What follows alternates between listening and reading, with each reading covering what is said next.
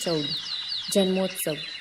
જન્મોત્સવ નવલિકાના લેખક સુરેશ હરિપ્રસાદ જોશીનો જન્મ 30 મે 1921માં સુરત જિલ્લાના બારડોલી તાલુકાના વાલોડ ગામમાં થયો અને તેમનું અવસાન 3 સપ્ટેમ્બર 1986માં થયું.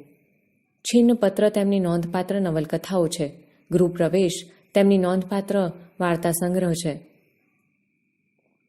ગૃહપ્રવેશ વાર્તા સંગ્રહમાંથી લેવામાં આવેલી આ વાર્તામાં સમયના એક જ બિંદુ પર બે પરિસ્થિતિનું સમાંતર આલેખન થયું છે, જેમાં અસીતના ટેકનોલોજીના જ્ઞાનને કારણે થતો કૃષ્ણ જન્મ, એની સાથે ભળેલું લોકોનું કુતૂહલ અને આનંદનો પ્રસંગ અહીં આલેખવામાં આવ્યો છે. ઘડિયાળમાં 11:30 થયા હતા. હવે અડધા કલાકની જ વાર હતી. લાલ કિન ખાબના પડદાની પાછળ કૃષ્ણ જન્મની બધી જ તૈયારીઓ થઈ ચૂકી હતી. વૃંદાવન દાસનો મોટો દીકરો અસિત અમેરિકા જઈને ઇલેક્ટ્રિકલ એન્જિનિયરિંગનું ખાસ શિક્ષણ પ્રાપ્ત કરી આવ્યો હતો. એણે બધાને આશ્ચર્યમાં ગરકાવ કરી નાખે એવી તરકીબ રચી હતી. કારાગૃહમાં કૃષ્ણનો જન્મ, વર્ષા વસુદેવનું કૃષ્ણને લઈને જમુના ઓળંગીને ગોકુળ પહોંચવું, આ બધું વીજળીની કરામતથી તાદ્રશ બનતું એ બતાવવાનું હતું. આથી બધા આતુર હતા. લાલ કિન ખાબનો પડદો ક્યારે ખુલે તેની રાહ જોઈ રહ્યા હતા. સ્ટેશનની ઘડિયાળમાં 11:30નો ટકોરો હમણાં જ પડ્યો હતો. જનતા એક્સપ્રેસમાં ઉતરેલા પેસેન્જરોને લઈને બસ શહેર ભણી ઉપડી ચૂકી હતી. બસ સ્ટેન્ડ સુમસામ હતું. પાસેની ખુલ્લી જગ્યામાં ફાટી તૂટી ગુણપાટને કેરોસીનના કાટ ખાયેલા પતરાનું છાપરું કરીને 3-4 કુટુંબ આશ્રય લઈ રહ્યા હતા. એમાંના એક ઝૂંપડામાં ફકફક્યો દીવો ટમટમતો હતો. કોઈ સ્ત્રીના કણસવાનો અવાજ એ નિસ્તબ્ધતામાં સંભળાતો હતો, પણ એ ઝૂંપડાની વસ્તીએ એના પર ધ્યાન આપ્યું હોય એમ લાગતું નહોતું. ત્યાં અડધા ઊંઘમાં અને અડધા જાગતા એવી અવસ્થામાં કોઈ બોલતું સંભળાયું, "એલા કાનજી, માણકી કણસે છે, જરા જોઈને જોતો ખરો." બીજાએ પણ એવા જ અવાજે જવાબ આપ્યો, "એમાં હું જોવા જાઉં તું, વખત થયો લાગે છે." અંધારે ખૂણેથી કોઈ ડોસી ખોખરા કર્કશ અવાજે બબડી, "માણકીએ જબરીને એના પેટમાંનું છોકરું જબરું માળું. ટંકણ ખાર દીધો તોય કંઈ નો વળ્યું. હવે કંઈ આવનારને પાછું ઠેલાય. કર કંઈ બાપલા, છૂટકો છે." ઘડિયાળનો કાંટો આગળ વધતો હતો. માણેક કરાંજતી હતી. આકાશને કદીક વીજળી વીંધી જતી હતી. ભારે કડાકો થતો હતો ને ભારે વરસાદ માથે ઝઝૂમી રહ્યો હતો. ઘડિયાળનો કાંટો આગળ વધતો હતો. ઉપરના ઓરડામાં વિશાખા અને ધનંજય ટોળા વચ્ચેથી સરી જઈને વાર્તાલાપ કરી રહ્યા હતા. તેમને એમ લાગ્યું કે હવે તો નીચે જવું જ પડશે. વૃંદાવન દાસ અને એમની મંડળી બેઠકમાં ભાગવતનું શ્રવણ કરતી હતી. તે પણ હવે વખત થવા આવ્યો જાણી ઠાકોરજીના ઓરડા તરફ આવવાની તૈયારીમાં હતી. મધુસૂદન અને એની મિત્ર મંડળી બ્રિજના 2 રબર પૂરા કરીને અસિતની કરામત જોવા યથાસ્થાને ગોઠવાઈ જઈને ટોળ ટપ્પા હાંકી રહી હતી. અસિત સાવ નિશ્ચિત બનીને એક બાજુએ રીટા જોડે વાત કરતા કરતા હસી હસીને બેવડ વળી જતો હતો. ત્યાં શણિયું પહેરીને મુખિયાજી આવ્યા. નિજ મંદિરમાં જઈને છેલ્લી તૈયારીમાં એ પરોવાઈ ગયા. કૃષ્ણ જન્મનું મુહૂર્ત નિકટ ને નિકટ આવતું ગયું. ભીંત પરના ઇલેક્ટ્રિક ઘડિયાળનો મોટો તથા નાનો કાંટો એકબીજાની નજીક આવવા લાગ્યા. સ્ટેશનના ઘડિયાળના કાંટા પણ એકબીજાની નજીક આવતા જતા હતા. માથા પર ઝઝૂમી રહેલા વાદળ તૂટી પડ્યા હતા. વરસાદની ઝડી વીંઝાવા લાગી હતી. બસ સ્ટેન્ડ પાસેના છાપરા ઊંડું ઊંડું થઈ રહ્યા હતા.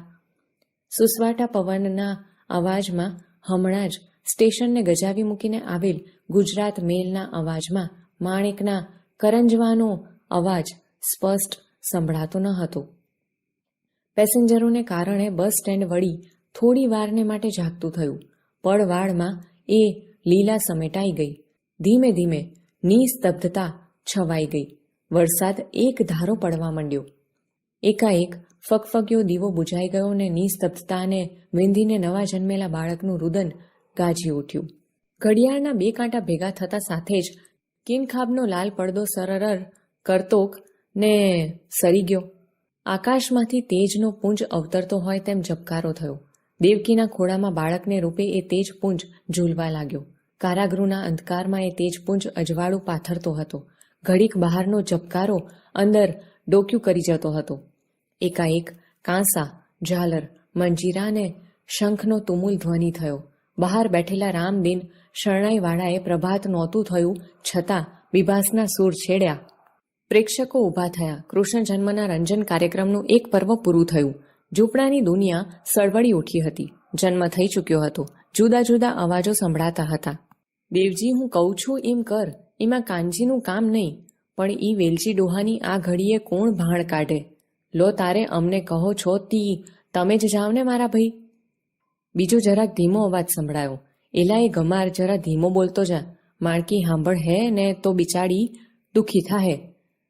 જેને ઉદ્દેશીને આ કહેવામાં આવ્યું તે કટાક્ષમાં બોલ્યો. દખી તો થઈ જ છે ને, નહીં તો મેઘલી રાતે ભીંજાતી આપણા ભેગી હોત કાંઈ? હોનાના હિંડોળે ઝૂલતી ના હોત? એના જવાબમાં કોઈ બોલ્યું. અરે ભૈલા, જાજીલપ મેલો ને હાલો મારી હારે. પડતા પગંજમાં જતા પેલું નાણું નથી ભાડ્યું લ્યા, ત્યાં ઓલ્યા છાપરા દીઠા કની, ત્યાં જવાનું છે.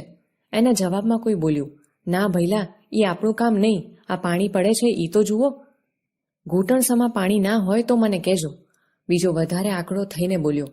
લ્યા મેલને એને પડતો, હાલ કાનજી લઈ લે છોરાને, લે હું મોર થાવ છું. બાળકના રુદનનો અવાજ બહાર આવ્યો. કાદવ ખૂંદતા 4 પગલાંનો ડબ ડબ અવાજ એ રુદનમાં ભળી ગયો. વરસાદ વરસતો રહ્યો. પવન વિંજાતો રહ્યો. ઘડિયાળના કાંટા છૂટા પડ્યા. છૂટા પડીને આગળ વધવા લાગ્યા. ઘડિયાળ તરફ હવે કોઈની નજર નહોતી. અસિતની માયાવી સૃષ્ટિને બધા સ્તબ્ધ બનીને જોઈ રહ્યા હતા. સામે મુખિયાજીએ રચેલો અન્નકૂટ હતો. એમાં પણ રંગોની યોજના ભારે ચાતુરીપૂર્વક કરી હતી. હવે વસુદેવ કૃષ્ણને લઈને ગોકુળ જવાની તૈયારીમાં હતા. દેવકી કેમે કરીને માનતી નહોતી. હાથ હલાવીને કરગરતી હતી. પશ્ચાત ભૂમાં શરણાઈનો કરુણ સૂર ઘૂમી રહ્યો હતો. અસિતની તરકીબથી હવે ગાઢ વર્ષાનું દ્રશ્ય આબેહૂબ રજૂ થયું હતું. આખરે વસુદેવે કૃષ્ણને હાથમાં લીધા, છાબમાં જાળવીને મૂક્યા. અંગૂઠો ધાવતા વટપત્રમાં સૂતેલા ભગવાનના મોઢા પર ભુવનમોહન હાસ્ય હતું. વસુદેવ આગળ ચાલ્યા. કાનજીને દેવજી આગળ ચાલ્યા. ઘૂંટણસમાં પાણીને ડહોળતા આગળ ચાલ્યા. બાળકના રુદનનો ભાર ઊંચકીને આગળ ચાલ્યા. માણેકના કરુણ ચિત્કારે એમનો પીછો પકડ્યો તોય આગળ ચાલ્યા. ઘૂંટણસમાં પાણીને ખૂંદતા કાનજીને દેવજી આગળ ચાલ્યા. માણેકની ચીસ એમની પાછળ દોડતી દોડતી આગળ ચાલી. ઘડિયાળના કાંટા એકબીજાથી છૂટા પડીને આગળ ચાલ્યા. વસુદેવ વરસતા વરસાદમાં જમનાજીને કાંઠે આવ્યા. નદી તો બંને કાંઠે છલકાઈ. અસિતે ભારે કરામત કરી હતી. દીવા બધા બુઝાઈ ગયા હતા. તે જ પુંજ જેવા કૃષ્ણ ભગવાનને વચ્ચે વચ્ચે ઝબકી જતી વીજળી સિવાય બીજું કશું હવે દેખાતું નહોતું. ઘડીભર તો આ કરામત છે તે બધા ભૂલી ગયા. જયવતી શેઠાણી તો હાથ જોડીને ભક્તિભાવથી ઊભા જ રહી ગયા. વાસુદેવે જમનાના પાણીમાં પ્રવેશ કર્યો ન કર્યો ત્યાં એકદમ પાણીને ડહોળતો સરર કરતોકને અવાજ આવ્યો. બધા ઘડીભર ચમકી ગયા. કૃષ્ણ ભગવાનને માથે નાગે છાયા કરી. ભક્તોએ હાથ જોડ્યા. બીજા કુતૂહલથી વિસ્ફારિત નેત્રે જોઈ રહ્યા ને વસુદેવ આગળ વધતા રહ્યા. વેલજી ડોહા છો કે કોણ છે? ઘોઘરા અવાજે દમિયલ ડોસાએ ઉધરસનો કણકો ખાતા ખાતા જવાબ વાળ્યો. ઈ તો હું ને કાનજી. જટ આવો બા, આ છોરો લાવ્યા છીએ, જરા એના ટાંટિયા વાળી લો ને. ડોસો બોલ્યો. હાવ બેઠોરીએ એમ કરવું છે કે પછી લાકડીને ટેકે હાલીને ભીખ માગે એમ કરવું છે? કાનજી બોલ્યો. હાવ પાંગડો ના કરતા દાદા. અક્રમીએ મધરાતે અહીં જન્મ લીધો નકર. એનો અવાજ ગળગળો થઈ ગયો. દેવજીએ કહ્યું. હાલ હવે ગાંડા કાઢીમાં છોરો આવ્યો છે તો રોટલાની જોગવાઈ કરવી કે નહીં? તું તો એને ભણાવી ગણાવીને લાટ સાહેબ બનાવવાનો હતો નહીં? દેવા, છોરો તો છે હાવ કિશન ભગવાન જેવો. આખરે છોરો તો માણકીનો ને. એમ કહેતાકને વર્ષોના અનુભવી હાથોએ પડવારમાં બાળકના ઘૂંટણને મરડીને ટચકા ફોડી નાખ્યા. બાળકની ચીસ હવાને વીંધી ગઈ. દેવજી બોલ્યો. કાલ્ય હવારે રૂપિયો દઈ જાશું. લે હાલ્યલા કાનજી, હવે તારો છોરો ભૂખે નહીં મરે. પાણીમાં પડતા પગલાંનો ડબડબ અવાજ સંભળાયો. એ પગલાંને બાળકના રુદનનો ભાર જાણે ઘુમરીઓ ખાઈને વળગતો હતો, ભીંસતો હતો ને એ પગલાં ડબ ડબ અવાજ કરતા આગળ વધી રહ્યા હતા. ભગવાન ગોકુળ પહોંચ્યા. ગોકુળમાં ઉત્સવ મચ્યો. જશોદા મૈયાએ કૃષ્ણ કુંવરને શણગાર્યા. નજર ન લાગે માટે ગાલે મેષનું ટપકું કર્યું. ગોકુળ આખું ટોળે વળ્યું. ગોપ બાળના આનંદ રવથી વનરાજી ગાજી ઉઠી. પંચાજીરી વહેંચાઈ. શરણાઈએ લલિત રાગ છેડ્યો. અસિત ખેલ પૂરો કરીને બહાર આવ્યો. બધા એને વેંટરાએ વળીને શાબાશી આપવા લાગ્યા. બ્રિજની મંડળી ફરી જામી.